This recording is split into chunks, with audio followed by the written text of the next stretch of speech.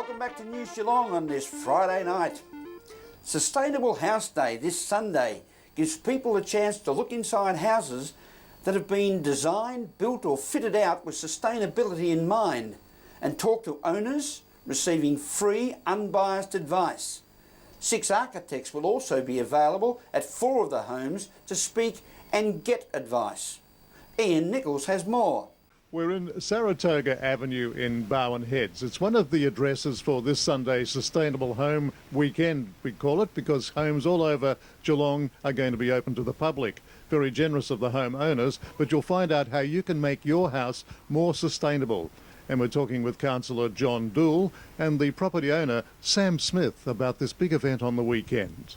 Look, this is a fantastic opportunity for people looking to do new homes or renovate their existing homes, to be really sustainable, to use better practices. So again, it's a great opportunity this Sunday, Sunday the 9th of September. Well, we're in the Barwon Heads property today, which is beautiful, and it's, got to say, quite peaceful down here. That's what I suppose these types of gardens and living is all about.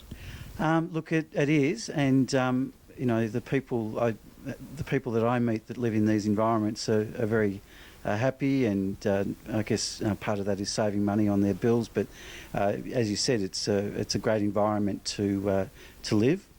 But again, it's such a great opportunity, and I'd just like to congratulate Geelong Sustainability Group, the Geelong Organic Gardeners, and also the Transition Towns who have promoted this and organised this for the 4th year. Pleased to say that the City of Greater Geelong has supported it for those 4 years that I've been on council at least, so it's great. Bit of preparation for the weekend to be done, or is it all ready to go? Look, we've been working in the garden over the winter. New veggie beds. There were veggie beds there, but they needed replacing. But I think Saturday before a sustainable house day, we're cleaning windows, tidying up, decobwebbing. So yeah, there'll be a bit of work. Yeah. Well, it is quite a unique home, and you're to be congratulated, because you tell me when you moved in here, you virtually had to gut the place completely. Yeah. Well, it was actually gutted when we got it, so it was a shell. And we had a very small budget to retrofit it or renovate it, and it meant getting our solar power, our solar hot water, our water harvesting systems in place, grey water, as well as all the normal things like kitchens, bathrooms, floor coverings. So yeah, it was a lot of work, and we didn't have very much money. So I suppose our house is an example of what you can do on a really small budget. Well, and we used a lot of recycled materials, which kept our budget in check, I suppose. Yep. Well, that's very interesting, because more and more people should be doing this, and you're showing the way, and you can obviously give people advice on the day. Absolutely, absolutely, and we'll have, that's what the Smarter Homes brochure is for as well. That's aimed at new builds, but most of our housing stock is people that want to renovate what they've already got. And I suppose with our house, we wanted to keep the footprint really small. The smaller your house, the smaller your bills, and we wanted to make the most of what we had here. So yeah, we're definitely happy to give advice, and I think everyone that will have their homes open will be available for advice as well. Yeah, you sort of use the expression retrofy. I sort of think of the 50s as retro, yeah. But it's a mixture of everything, isn't it, really? It is. Well, I think it just means instead of just renovating, you're actually trying to make your home better. Obviously, if you're building a new home, you've got all the opportunities in the world to build those features, as energy efficiency features in to start with. When you have an old home, you've kind of got to work around what you've got. So it's not ideal, but you do what you can with the budget that you have. In Barwon Heads, this is Ian Nichols for News Geelong. Thank you, Nico. And for all the details of the home locations, you can log on to www.geelongsustainability.org.au. Finals in local footy and netball continued this weekend, and the experts have really been analysing their selections in a continued attempt to be crowned the top tipster for 2012. To start the ball rolling tonight, let's join Mitch Scoop Cleary. Thanks, Roy.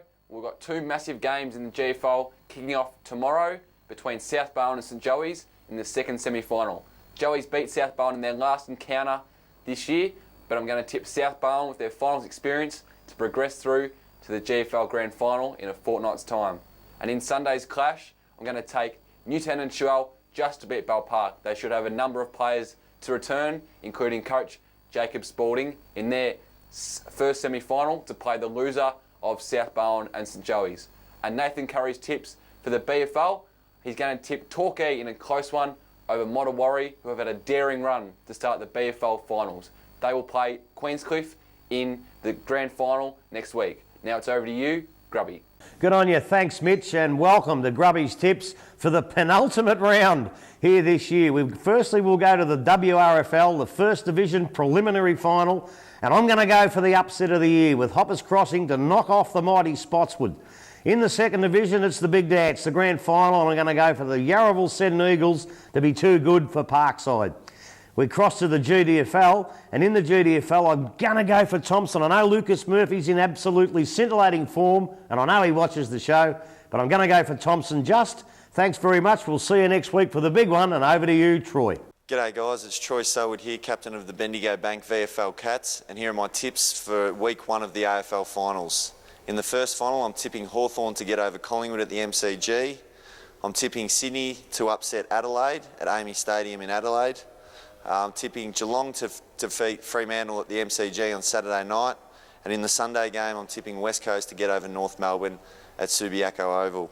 Now in the VFL semi-finals, I'm also going for an upset. I'm tipping Williamstown to defeat Casey at North Port Oval on Saturday.